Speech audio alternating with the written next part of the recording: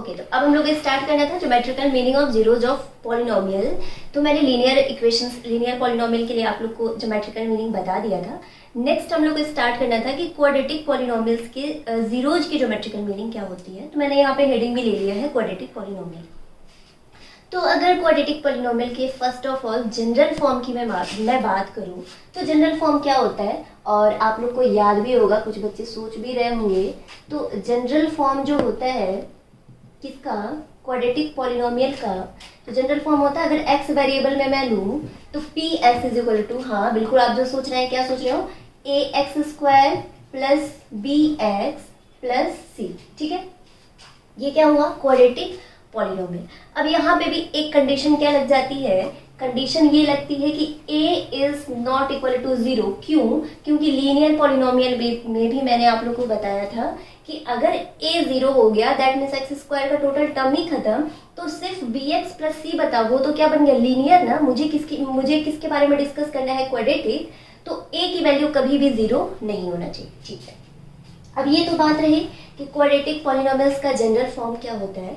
अब अगर मुझे जीरोज की बात करनी है, तो क्वाड्रेटिक पॉलिनोमियल के जीरोज की ज्योमेट्रिकल मीनिंग की बात करनी है, तो मुझे एक लेना होगा एग्जाम्पल। मैं बहुत छोटा सा एग्जाम्पल लूँगी, आप लोग को बेहतर समझ में आएगा। तो चलो मैं एक एग्जाम्पल ले लेती हूँ, किसका, क्वाड्रेटिक पॉलिनोमियल का। कैसा होगा ये, पी एक्स एक्स वेरिएबल में होगा, और पी एक्स मैंने ले लिया, मैं ले लेती हूँ एक्स स्क्वायर माइनस 4। डेफिनेटली ये एक क्वाड्रेटिक पॉलिनोमियल है, x वेरिएबल है और x का हाईएस्ट पावर 2 है, दैट मीन्स क्वाड्रेटिक पॉलिनोमियल है। अब मुझे क्या करना है, इसको ग्राफिकली रिप्रेजेंट करना है और देखना है कि इनके जीरोज की ज्योमेट्रिकल मीनिंग क्या होगी। तो फिर वही बात, जैसे मैंने लीनियर में कहा हुआ था कि अगर ग्राफिकली रिप्रेजेंट करना है तो फिर px को हम लोग लेट कर लेंगे y, तो यहाँ पे भी हम लोग px को लेट करेंगे y, तो y की वैल्यू हो गई एक्स स्क्वायर माइनस 4। देन हम लोग क्या किए हुए थे, हम लोगों ने एक टेबल बनाया हुआ था जहाँ पे x और y की डिफरेंट वैल्यू मैंने ली हुई थी। तो यहाँ पे भी वही काम करते हैं, x और y की वैल्यूज हम लोग ले लेते हैं। कौन कौन सी वैल्यूज लेते हैं, x की पहली वैल्यूज मैं ले लेती हूँ -2। ठीक है, तो देखो जैसे ही x की वैल्यू -2 रखोगे, -2 होल स्क्वायर प्लस 4 और प्लस 4 -4 y की वैल्यू आ गई 0, राइट। ठीक है, सेकेंड हम लोग वैल्यू ले लेते हैं -1। -1 लोगे तो -1 होल स्क्वायर 1 और -4, 1 - 4 इज -3, हाँ बिल्कुल -3। देन मैं ले लेती हूँ 0। जैसे ही x की वैल्यू 0 लोगे तो y की वैल्यू आएगी -4। ठीक है, अब मुझे आगे भी थोड़ा पॉइंट लेना होगा, तो मैं इस टेबल को आगे ऐसे बढ़ा लेती हूँ। ठीक है, सेकेंड में पॉइंट ले लेती हूँ 1। अब जैसे ही x की वैल्यू 1 लोगे ना, तो 1 स्क्वायर 1 और -4, फिर वैल्यू आ गई -3। दैट मीन्स देखो -1 पे भी वैल्यू -3 ही आ रही है और 1 पे भी वैल्यू -3 ही आ रही है। अगर मैं वैल्यू 2 लूंगी तो 2 स्क्वायर 4, 4 - 4 दैट इज 0। ठीक है, ओके। अब इसको मैं क्या करती हूँ, ग्राफ पे रिप्रेजेंट करती हूँ। तो ग्राफ पे रिप्रेजेंट करने के लिए फिर मुझे क्या करना होगा, एब्सिसा और ऑर्डिनेट्स को बनाना होगा। तो देखो मैंने यहाँ पे राइट डाउन कर लिया, दो perpendicular axis x and y axis, that is x dash and here is y dash. अब हम क्या करते हैं, पॉइंट्स ले लेते हैं। तो देखो x एक्सिस पे मुझे मैक्सिमम 2 तक जाना है और -2 तक जाना है, तो मैं यहाँ ले लेती हूँ एक पॉइंट 1, यहाँ मैं ले लेती हूँ 2। ठीक है, आगे मुझे नहीं बढ़ना है, मैंने 3 तक ले लिया। इधर भी मैं ले लेती हूँ -1। आप लोग बेसिकली बना रहे होंगे तो आप लोग को मालूम होगा कि मुझे कितनी पॉइंट्स लेने हैं। ठीक है, y एक्सिस पे मैक्सिमम मुझे जाना है 4, लेकिन पॉजिटिव वैल्यू तो लेनी ही नहीं है, लेकिन ठीक है कोई बात नहीं, पॉजिटिव भी वैल्यू नहीं चाहिए, लेकिन मैं 3 तक ले लेती हूँ। निगेटिव वैल्यू मैक्सिमम मुझे 4 तक जाना है, मेरे पास जितना ग्राफ होगा उतना ही मैं बना पाऊंगी। तो मैं यहाँ ले लेती हूँ -1, दैट इज -2, दैट इज -3। इस लाइन को और मैं थोड़ा नीचे ड्रॉप कर लेती हूँ, एंड दैट इज -4। ठीक है, अब देखो पहला पॉइंट की बात करो, फर्स्ट पॉइंट है -2, 0। दैट मीन्स अगर x की वैल्यू -2 है तो वहां y की वैल्यू 0 है। तो पहला पॉइंट मुझे ये मिला, मैं इसको डार्क सर्कल कर लेती हूँ ताकि आप लोग को समझ में आएगा। पॉइंट क्या है, -2, 0। अगर मैं सेकेंड पॉइंट की बात करूँ तो -1, -3, दैट मीन्स x की वैल्यू अगर -1 है तो y की वैल्यू -3। आप लोग को मालूम होगा ग्राफ कैसे बनाते हैं, यहाँ से परपेंडिकुलर लाइन ड्रॉ कर लेते हैं, वाई एक्सिस के पैरेलल लाइन ड्रॉ कर लेते हैं, यहाँ पे एक्स एक्सिस के पैरेलल लाइन ड्रॉ करते हैं, जहाँ पे दोनों लाइंस एक दूसरे को इंटरसेक्ट करते हैं वही मेरा पॉइंट मिल जाता है। ये आप लोग को मालूम होगा, कोऑर्डिनेट्स हम लोग जानते ही हैं। तो सेकेंड पॉइंट हो गया -1, -3। थर्ड, अगर x की वैल्यू 0 है तो y की वैल्यू क्या आ रही है, -4। और मैंने आप लोग को बता रखा है कि x की वैल्यू किस लाइंस पे x की वैल्यू 0 होती है, तो y एक्सिस पे x की वैल्यू 0 होती है। तो ये बताओ -4 है तो यही वाली पॉइंट मुझे मिल रही है, दैट इज मैंने इसको डार्क सर्कल किया। कोऑर्डिनेट क्या होगा, तो कोऑर्डिनेट होगा 0, -4। ओके, अगर x की वैल्यू 1 है, दैट मीन्स पॉजिटिव वैल्यू है, तो भी यहाँ y की वैल्यू -3 ही आ रही है। तो बताओ बच्चों, अगर x की वैल्यू 1 है और ये वैल्यू -3 है, तो कहीं ना कहीं मुझे यहीं पे पॉइंट मिल रहा होगा, मैंने डार्क सर्कल किया। और इसका कोऑर्डिनेट क्या रहा होगा, इसका कोऑर्डिनेट रहा होगा 1, -3। ओके, लास्ट पॉइंट है 2। तो अगर मैं 2 पे जाऊं तो यहाँ पे y की वैल्यू 0 है, तो मुझे यही पॉइंट मिला। ठीक, अब क्या करना है, जितने पॉइंट्स मैंने यहाँ पे डार्क सर्कल किए हुए हैं उन्हीं को ज्वाइंट करता हुआ एक ग्राफ बनाना है।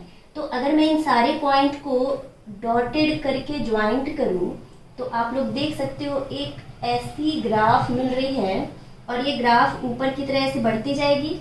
ठीक है, ओके। अब अगर इसको मैं ऐसे मिला दूं तो मेरे पास एक ग्राफ अच्छा खासा दिखेगा। इस पॉइंट को भी इंक्लूड करना है। ठीक है, ये पॉइंट है यहाँ पे, ये ग्राफ मुझे ऐसे मिलेगा। ओके, ठीक है, तो ये तो रहा ग्राफिकली रिप्रेजेंट मैंने किया। अब मैं इसकी जरा जीरोज की बात करती हूँ। तो फिर वही क्लास 9th में हम लोग पढ़े हुए थे, और मैंने यहाँ पे रिवाइज भी करा रखा है कि जीरोज क्या होता है, एक्स की वो वैल्यू जहाँ पे पॉलिनोमियल 0 हो जाए, दैट मीन्स पॉलिनोमियल 0 हो जाए। मेरे पास पॉलिनोमियल क्या है, px, वैल्यू क्या है x² - 4। In order to find zeros हम क्या करते हैं कि px को ही हम लोग 0 कर लेते हैं। ठीक है, अगर px को 0 करोगे तो px है क्या, x² - 4, दैट मीन्स x² - 4 ही 0 हो गया।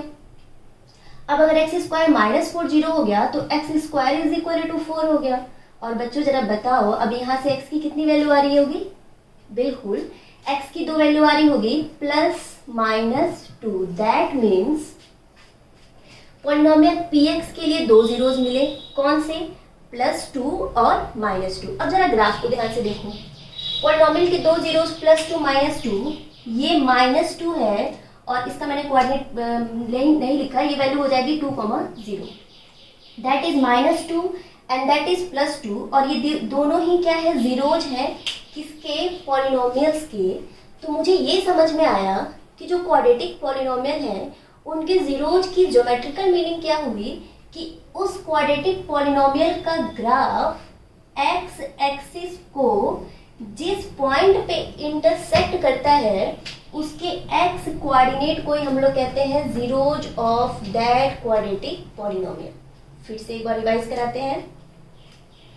क्वाड्रेटिक पॉलिनोमियल का जीरोज क्या होता है कि उस क्वाड्रेटिक पॉलिनोमियल का ग्राफ एक्स एक्सिस को जिस पॉइंट पे इंटरसेक्ट करता है उसके एक्स कोऑर्डिनेट को ही हम लोग कहते हैं zeros of that quadratic polynomial. ठीक है,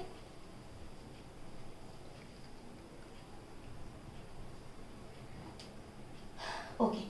तो यानी कि यहाँ से मुझे 2-3 चीजें समझ में आई। पहली चीज क्या समझ में आई, मैं यहाँ पे एक बार राइट डाउन कर लेती हूँ, और मुझे इसे इरेज करके कुछ केसेस आप लोग को बताने होंगे, तो मैं उसके बाद केसेस बताऊंगी। तो अगर मैं पॉइंट की बात करूँ तो मुझे ये समझ में आया कि जीरोज ऑफ क्वाड्रेटिक पॉलिनोमियल, क्या समझ में आया कि जीरोज ऑफ क्वाड्रेटिक पॉलिनोमियल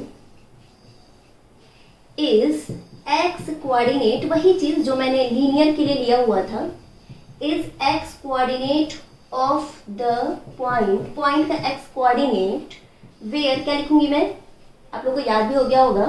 तो zeros of quadratic polynomial is X coordinate of the point where the graph of polynomial intersect at X axis, intersect at X axis, मतलब polynomial, कौन से polynomial की यहाँ बात हो रही है, क्वाड्रेटिक पॉलिनोमियल, भूल मत जाना भाई। तो यहाँ क्वाड्रेटिक पॉलिनोमियल की बात हो रही है, तो उस क्वाड्रेटिक पॉलिनोमियल का ग्राफ एक्स एक्सिस को जिस पॉइंट पे इंटरसेक्ट करता है उसके एक्स कोऑर्डिनेट को ही हम लोग कहते हैं zeros of quadratic polynomial.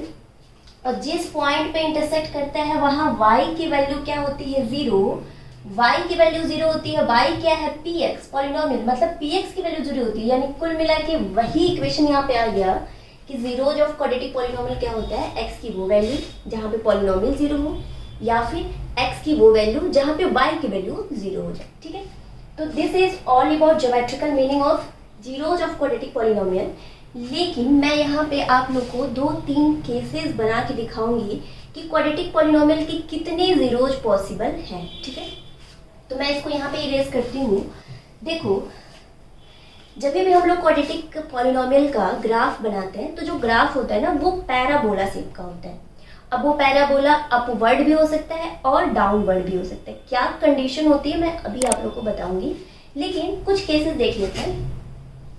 Case first में क्या होगा कि जब हम क्वाड्रेटिक पॉलिनोमियल का ग्राफ बनाएंगे तो हो सकता है ग्राफ कुछ ऐसा बने।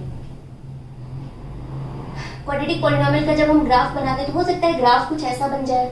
ठीक है, या फिर हो सकता है कि जब हम क्वाड्रेटिक पॉलिनोमियल का ग्राफ बनाए तो वो ग्राफ कुछ ऐसे बन जाए, या फिर हो सकता है ऐसे भी बन जाए। ठीक है, इस टाइप का। इसका मतलब ये हुआ। अच्छा ये बताओ, अगर ज्योमेट्रिकल मीनिंग हम लोग पढ़ के आए तो हम लोग क्या बताए कि पॉलिनोमियल्स का जीरोज क्या होता है, जहां पे वो एक्स एक्सिस को इंटरसेक्ट करता है। अब ये बताओ, ये जो ग्राफ है क्या वो एक्स एक्सिस को इंटरसेक्ट कर रहा है? यही एक्स एक्सिस है ना, तो क्या इंटरसेक्ट कर रहा है? नहीं, बिल्कुल नहीं, बड़ी दिक्कत आ गई। यहाँ पे भी देखो तो क्या वो एक्स एक्सिस को इंटरसेक्ट कर रहा है? नहीं, बिल्कुल नहीं। तो इस केस में मुझे ये समझ में आया कि क्वाड्रेटिक पॉलिनोमियल्स का मैंने ग्राफ तो बनाया, लेकिन उसने एक्स एक्सिस को कहीं इंटरसेक्ट नहीं किया।